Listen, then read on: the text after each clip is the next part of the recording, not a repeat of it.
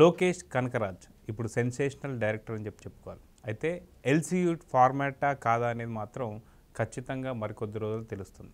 Super star Rajinikanth ఒక sensational ఒక glimpse అయితే రిలీజ్ చేశారు, అది కూలీ. అయితే మొత్తానికి గ్లిమ్స్ ఎలా ఉంది ఏంటి అనేది మనతో పాటు సీనియర్ జర్నలిస్ట్ హేమసుందర్ గారు ఉన్నారు, వాళ్ళని తెలుసుకున్నాం. సార్ నమస్తే. నమస్తే అండి సార్. మొత్తానికి కూలీ అంటూ వచ్చేసాడు సూపర్ స్టార్. సో ఆ లుక్స్ కావచ్చు, ఆ గోల్డెన్ వాచ్లు కావచ్చు, అసలు చూస్తే ఎలా అనిపించింది? అంటే సినిమా షూటింగ్ మొదలవకుండానే గ్లిమ్స్ రిలీజ్ చేయడం ఇదే ఫస్ట్ టైం లాగా అనిపిస్తుంది చూస్తుంటే. ఇంతకుముందు మొన్న తేజ మిరాయి కూడా అంటే కొంత షూటింగ్ చేశారు వాళ్ళు గతంలోనే. ఇదైతే షూటింగ్ అసలు స్టార్ట్ అవ్వలేదు ఇంకా. కానీ దీనికోసం గ్లిమ్స్ కోసం ప్రత్యేకంగా కొంత షూటింగ్ చేసి ఒక యాక్షన్ సన్నివేశంతో వీళ్ళు రిలీజ్ చేశారు. టైటిల్ కూడా కూలీ. కూలీ అనగానే మనకు గుర్తొచ్చేది అమితాబ్ సినిమా. ఆయన కూలీ షూటింగ్ చేస్తూ యాక్షన్ సన్నివేశాలు చేస్తూ పైనుంచి పడిపోవడంతో ఆసుపత్రి పాలైపోయి అసలు మొత్తం కొలాప్స్ అయిపోయింది బాలీవుడ్. అప్పుడు అది పెద్ద సంచలనం. ఆ తర్వాత వెంకటేష్ కూలీ ఒకటి వచ్చింది. ఆ రెండు కూలీలు మాటేమో కానీ ఇప్పుడు ఈ కూలీ అనేది లోకేష్ కనకరాజ్ చేయడం వల్ల హైలైట్గా నిలిచింది అనుకోవచ్చు. ముఖ్యంగా బంగారు బిస్కెట్లు బగ్లింగ్ నేపథ్యంలో చేస్తున్న సినిమాగా చెప్పాలి. ఈ మధ్యన గోల్డ్ మైన్స్ కేజీఎఫ్ 1, 2లు అది కూడా బంగారం ఒక సెంటిమెంట్గా మారిపోయింది. మళ్ళీ తర్వాత ఇది కూడా బంగారు వాచీలు, బంగారు బిస్కెట్లు. స్టార్టింగ్లోనే బంగారం అక్కడ ఆ బిస్కెట్లు ఆ స్మగ్లర్స్ డెన్లోనే ఫైట్ యాక్షన్ సన్నివేశం రజనీకాంత్తో. ఇంకొకటి హైలైట్ ఏంటంటే రజనీకాంత్ కళ్ళజోడు కూడా గోల్డ్ ఫ్రేమ్ పెట్టుకుని ఉన్నాడు. కంప్లీట్ గోల్డ్ ఫ్రేమ్ పెట్టుకున్నాడు. అలాగే చేతికి ఉన్న కూలీ, మళ్ళీ కూలీ గోల్డ్ ఫ్రేమ్ ఎలా పెట్టాడో తెలియదు మనకి. అంటే కూలీ స్మగ్లర్ కూలీ మరి రజనీకాంత్ అయితే హైలైట్ అయింది. ఎందుకంటే రజనీకాంత్ ఓవర్మాస్ గెటప్ అనేది ఒక నెగిటివ్ షేడ్ ఉన్న పాత్రగా రివీల్ చేశారు. అవును. అయితే దీంట్లో డైలాగ్ కూడా ఉంది. ఏంటంటే మా ముత్తాతలు తాతలు వచ్చారు పోయారు కానీ మనం మాత్రం ఎంజాయ్ చేయాలి అన్నట్టుగా చిల్ అవుతున్నటువంటి ఒక రజనీకాంత్ని మనం చూసాం. సో మీకు ఆ డైలాగ్, ఈ చిల్ అయ్యేవాడికి స్వర్గంలో కూడా చోటు ఉండదని డైలాగ్ కూడా పెట్టాడు. అవును. ఏదన్నా అయితే ఇక్కడే చిల్ పొందేసి చిందేసి అంటూ ఇక్కడ చిల్ అయ్యేవాడికి మనసున్న వాడికి స్వర్గంలో కూడా చోటు ఉంటుంది అనే డైలాగు చాలా జోవియల్ క్యారెక్టర్ లాగా మనకి అనిపిస్తుంది చూస్తుంటే. అలాగే ఈ సినిమాలో చాలా హైలైట్స్ ఉంటాయి అనేది మనకు అర్థమవుతుంది. ఇంకొకటి ఏంటంటే లోకేష్ కనకరాజు లియో తర్వాత చేస్తున్న సినిమా మరి ఆ ఎల్సీయూ ఫార్మాట్లో ఉంటుందా లేదా అనేది మనకి ఎక్కడ వాళ్ళు రివీల్ చేయలేదు. కానీ ఇది ఎల్సీయూ ఫార్మాట్ సినిమా లాగానే చూస్తుంటే అనిపిస్తుంది. అయితే ఎల్సీయూ ఫార్మాట్ అనేది లియో కూడా ఫస్ట్ స్టార్టింగ్లో కూడా వాళ్ళు ఏం చెప్పారంటే రిలీజ్కి ముందు రోజు కూడా ఇది ఎల్సీయూ ఫార్మాట్ కాదు, లియోకి ఎల్సీయూ ఫార్మాట్కి ఎటువంటి సంబంధం లేదు అని చెప్పేసి అన్నారు. బట్ లాస్ట్ లియో సినిమా ఎండింగ్లో క్లైమాక్స్లో మళ్ళీ కమల్ హాసన్తో కాల్ మాట్లాడే సన్నివేశం మనం చూసాం. సో ఇక్కడ మనం చూస్తే కమల్ హాసన్ గారు కావచ్చు, నెక్స్ట్ వచ్చేసి రోలెక్స్ పాత్ర అంటే అది కమల్ హాసన్ డైలాగ్ లాగా అనిపించట్లేదు నాకు. ఒకటి ఏంటంటే ఆ డెన్నలోకి రౌడీలని అడ్డుకోమని చెప్పి స్టార్టింగ్లోనే అతను వస్తున్నాడు, వాళ్ళని అడ్డుకోమని రౌడీలకి హింట్ ఇచ్చారు కాబట్టి అక్కడ ఫోన్కి మళ్ళీ అయిపోయిందా అంటే అతనికి సమాధానం చెప్పడం రజనీకాంత్ పాత్ర. అది విక్రమ్ అనే అనుకోవడానికి లేదు. ఇక్కడ కాదు, లియో సినిమాలో ఎండింగ్ లియో ఎండింగ్లో మనకి ఎల్సీయూ ఫార్మాట్ అని లాస్ట్ దాకా చెప్పలేదు, బట్ ఫోన్ కాల్తో చెప్పారు. సో సేమ్ ఇదే విధంగా ఒకవేళ నిజంగా ఇది ఒక 171 ఒక పెద్ద బ్లాక్ బస్టర్ అని చెప్పి ఎక్స్పెక్ట్ చేస్తే జనాలందరూ అనుకుంటున్నారంటే ప్రజలందరూ కూడా దీంట్లోనే ఖైదీ, రోలెక్స్ అన్ని పాత్రలు చూడబోతున్నాం.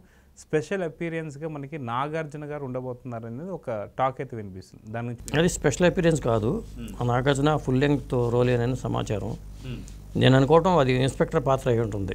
రజనీకాంత్ అయితే నెగిటివ్ షేడ్ ఉన్న పాత్ర. అంటే నాగార్జునతో సంప్రదింపులు జరిపాడని లోకేష్ కనకరాజు వచ్చి సంప్రదింపులు జరపడం అనేది వాస్తవం. ఎందుకంటే ఆ కథ వినిపించడం అయితే జరిగింది. అది ఫుల్ లెంగ్త్ రోలే. ఇప్పుడు నాగార్జున కుబేరా చేస్తున్నాడు ధనుష్ సినిమాలో. రజనీకాంత్ సినిమా కూడా ఇది కన్ఫర్మ్ అయినట్టే ఉంది దాదాపు. వాళ్ళు ఇంకా రివీల్ చేయలేదు అంతే. ఓకే. అయితే సూపర్ స్టార్ రజనీకాంత్ అనగానే ఓన్లీ ఇండియాలో కాదు, పూర్తి చైనాలో, జపాన్లో ఆయనకున్న ఫ్యాన్స్ రేంజ్ వేరు. సో ఇప్పుడు వచ్చేటువంటి ఒక మూవీ కూడా దగ్గర పలు భాషల్లో రిలీజ్ అవుతుందని చెప్పేసి అంటారు. సో ఇది ఎలా పాన్ ఇండియా అనుకోవచ్చా లేదంటే మనకు గ్లోబల్? ఇది పాన్ ఇండియానే. లోకేష్ కనకరాజ్ పేరులోనే కనకం ఉంది కాబట్టి ఇందులో కూడా బంగారమే పెట్టుకున్నాడు.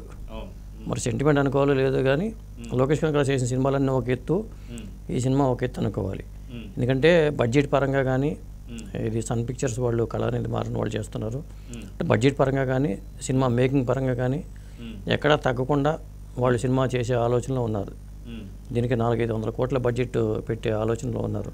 ఆల్రెడీ రజనీకాంత్ జైలర్ సినిమా దాదాపు 700 కోట్లు కొల్లగొట్టింది కాబట్టి రజనీకాంత్కి మార్కెట్ ఉంది. ఆ మార్కెట్ తగ్గట్టుగా అతని పాత్ర డిజైన్ చేసుకున్నారు. చాలా కాలం తర్వాత పూర్తి నెగిటివ్ షేడ్లో చూపిస్తారు రజనీకాంత్, హీరోలాగా కాకుండా నెగిటివ్ షేడ్లోనే చూపిస్తారు. అది అనేది స్పష్టమైంది వాళ్ళ దీంట్లో. అయితే ఇక్కడ చూసుకుంటే బాలీవుడ్ నుంచి ఖచ్చితంగా ఎవరో ఒక ఆర్టిస్ట్ అయితే ఉండాలి. ఎందుకంటే ఇప్పుడు ఈ మధ్యకు వస్తున్నటువంటి ఒక విలన్స్ అందరూ కూడా మనం చూస్తే బాబీ డియోల్ కావచ్చు, లేదా అర్జున్ రాంపాల్ కావచ్చు, లేదంటే సంజయ్ దత్ కావచ్చు, ఇలాంటి వాళ్ళందరూ కూడా విలన్ పాత్ర చూస్తున్నారు. సో ఇక్కడ కూడా విలన్ నెగిటివ్ షేడ్ ఏదైనా ఉంటే బాలీవుడ్ నుంచి వచ్చే అవకాశం ఉంది అనుకోవచ్చు. ఖచ్చితంగా ఉంటుంది. ఇప్పుడు సంజయ్ దత్ని లియోలో సంజయ్ దత్ని పెట్టారు, అలాగే సంజయ్ దత్ని దీంట్లో కూడా పెట్టే అవకాశం కూడా ఉండొచ్చు. ఎందుకంటే బాలీవుడ్లో పెద్ద విలన్గా చూసుకుంటే ఇప్పుడు హీరోల్ని పెట్టుకొస్తున్నారు. బాబీ డియోల్ కానీ, బాబీ డియోల్ కూడా డిమాండ్ పెరిగింది మన సినిమా నుంచి కూడా. దాదాపు మన యానిమల్ నుంచి కూడా ప్రతి ఒక్కరు ఇప్పుడు బాలయ్య బాబు సినిమాలు కూడా చేస్తున్నాడు. అలాగే లియోలో కూడా విలన్ మరి రజనీకాంత్కి తగ్గట్టుగా డీటెయిన్ ఇంకొక ప్రతినాయకుడు ఉండాలి కాబట్టి రజనీకాంత్ నెగిటివ్ షేడ్ ఉన్న పాత్ర అయినా కానీ అట్లాగే స్మగ్లర్స్ సంబంధించిన సినిమా కాబట్టి ఇది ఒక బాలీవుడ్ నుంచి కానీ, లేకపోతే మలయాళం ఇండస్ట్రీ నుంచి కానీ, లేకపోతే కన్నడ ఇండస్ట్రీ నుంచి కానీ కూడా నటులు ఉండే అవకాశం అయితే ఉంది. నేను ఒక పాన్ ఇండియా సినిమా చేద్దాం అనుకున్నారు కాబట్టి మరి 73 ఏళ్ల వయసులో రజనీకాంత్ ఈ తరహా సినిమా చేయటం అనేది గొప్ప విషయం. ఇది 2024 రిలీజ్ అవ్వదు, షూటింగ్ జూన్ జూలైలో స్టార్ట్ అవుతుంది. నేను అనుకోవటం ఏంటంటే 2025 మొత్తం కూడా షూటింగ్ ఉంటుంది.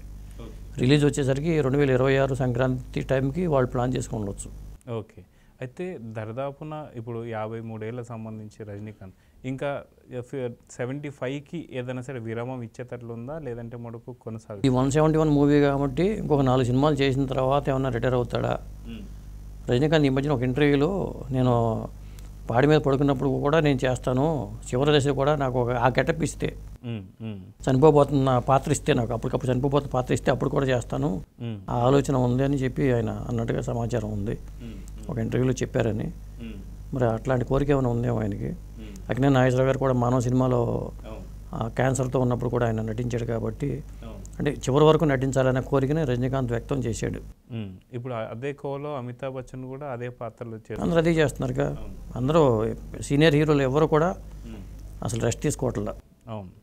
సో మొత్తానికి ఒక యువ డైరెక్టర్ ఇక్కడ వచ్చి సూపర్ స్టార్ రజనీకాంత్. సో వీళ్ళిద్దరు కాంబినేషన్ ఎలా చూడవచ్చు అంటారు? రజనీకాంత్కి అయితే మళ్ళీ ఒక శంకర్ రోబో టైప్లోనే ఒక పెద్ద ప్రాజెక్ట్ చేస్తున్నట్టండి. అది సీజీ వర్క్ బాగా ఉన్న సినిమా. దీనికి మరి ఆ సీజీ వర్క్ టైం ట్రావెల్ అంటున్నారు. దీన్ని కూడా ఓకే టైం ట్రావెల్ కాన్సెప్టే అంటున్నారు. అందుకనే వాచీలతోనే వాళ్ళు ఫైట్ కూడా వాచీలతో పెట్టారు అక్కడ. మొత్తానికి అది సబ్జెక్ట్ వాళ్ళు రివీల్ చేయట్లేదు కానీ లీక్లు అయితే వస్తున్నాయి టైం ట్రావెల్ కథాంశం అని. మరి ఆ ప్రకారం చూసుకుంటే వీళ్ళిద్దరు కాంబినేషన్ అనేది మళ్ళీ ఒక ట్రెండ్ సెట్టర్ అవుతుంది. రోబో చేసినప్పుడు కూడా, శంకర్తో ఆ సినిమా చేసినప్పుడు కూడా అదొక ట్రెండ్ సెట్టర్ అని అనుకున్నారు అందరూ. అప్పట్లో అది పెద్ద సెన్సేషన్ అప్పట్లో రోబో ఫస్ట్ పార్ట్ వచ్చినప్పుడు.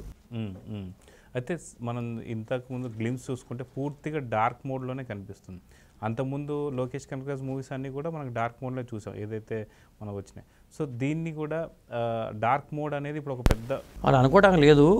అంటే గోల్డ్ని ఎలివేట్ చేయడం కోసం అలా చూపించి ఉండొచ్చు అనుకుంటున్నాను నేను. కేజీఎఫ్ లాగా పూర్తి డార్క్ మోడ్ చేసే అవకాశం ఉండదనుకుంటున్నాను నేనైతే. అంటే ఖైదీ సినిమా కొంత అట్లాగే వెళుతుంది, ఇది కూడా మరి చెప్పలేము.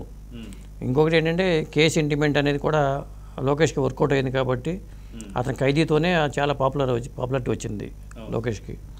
మళ్ళీ ఈ సినిమా ఒక హైప్ అయితే క్రియేట్ అయింది. లియో పెద్దగా ఆడకపోయినా కానీ కమర్షియల్గా అది హిట్ అయింది. సో ఇప్పుడు గ్లిమ్స్ చూస్తే మీకు దానిపైన ఎక్స్పెక్టేషన్స్ ఏ రేంజ్లో పెరిగాయి అనుకోవచ్చు? ఏముందండి, ఇప్పుడు కల్కి సినిమా ప్రభాస్ది భారీ ఎక్స్పెక్టేషన్స్ ఉన్నాయి. ఇప్పుడు రాబోతున్న సినిమాలు దాదాపు అన్నీ కూడా ఆ స్థాయిలో ఊహించుకోవాల్సి వస్తుంది. ఇక మున్ముందు చిన్న సినిమాలు చేయరు, రజనీకాంత్ కూడా చేయకపోవచ్చు కూడా. ఎందుకంటే ఇప్పుడు వేటగాడి సినిమా, వేటాయన్ సినిమా, అది కూడా అమితాబ్ ఉన్నాడు, రానా ఉన్నాడు, మరి దుల్కర్ సల్మాన్ ఉన్నట్టు చెప్తున్నారు. అంతమంది ఆర్టిస్టులు దాంట్లో ఉన్నప్పుడు ఇదే అలాగే ఉంటారు ఇక ముందు కూడా. ఇప్పుడు దీంట్లో మన ఈయన ఉన్నాడు, నాగార్జున ఉన్నాడు చెప్తున్నారు కాబట్టి ఇంకా చాలామంది ఆర్టిస్టులు యాడ్ అయ్యే అవకాశం ఉంది. ఇక మున్ముందు రజనీకాంత్ చేయబోయే సినిమాలు అన్నింటిలో కూడా ఆ స్పాన్ అయితే ఉంటుంది అనుకుంటున్నాను నేనైతే. సో చూద్దాం సార్. మొత్తానికి కూలీ, గోల్డెన్ కూలీ అని చెప్పేసి పిలుచుకోలేము. సో లోకేష్ కనకరాజు ఎలాగ డైరెక్ట్ చేయబోతున్నారు, ఈ సినిమా రిలీజ్కి ఎక్స్పెక్టేషన్స్ ఇప్పుడే పెరిగిపోయాయి. సో చూద్దాం సార్, ఎందుకంటే రజనీకాంత్ ఒక ట్రెండ్ సెట్ చేశాడు. సినిమా స్టార్ట్ కాకముందే ఒక గ్లిమ్స్ వదలడం. Thank you sir.